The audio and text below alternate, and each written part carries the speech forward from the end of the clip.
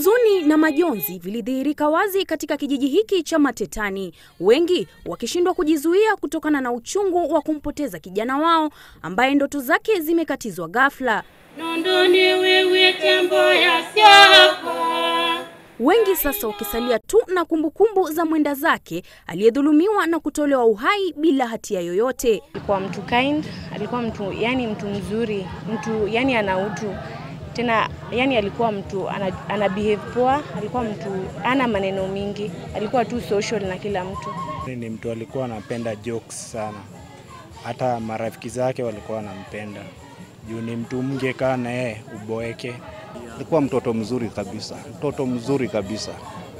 Alikuwa driver wangu, kwa siendeshi gari nikiwa na yeye. Ni mauaji ambayo yameibua taharuki miongoni mwa wanafunzi wenzake, hususan walio katika kidato cha 4, wengi wao wakihofia usalama wao watakapokuwa wanafanya mitihani. Tuko na wasiwasi juu sasa tunarudi kufanya shule mtihani. Sijui kama tutaenda, hata tukifanya mtihani tutakuwa na ile tension. Kabla ya kutoweka, mwanafunzi huyo anadaiwa kumpigia mamake simu kumwarifu kuwa naibu mwalimu mkuu wa shule hiyo alimtaka atie sahihi barua inayosema kuwa endapo shule hiyo itateketezwa basi atakuwa mhusika mkuu, jambo ambalo alilipinga.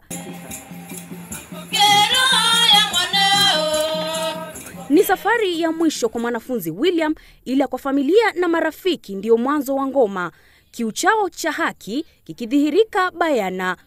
Kwani hakuna sheria katika Ministry of Education, hakuna sheria za kulinda wanafunzi. Mwanafunzi anauliwa kama kuku na hiyo story inaisha. Ni huzuni na majonzi familia na marafiki wanapompungia mkono wa buriani mwanafunzi William Mbaluka ambaye ndoto zake zilikatizwa ghafla kupitia mauaji ya kikatili, mauaji ambayo hadi wa sasa hakuna aliyekamatwa kuhusiana nayo.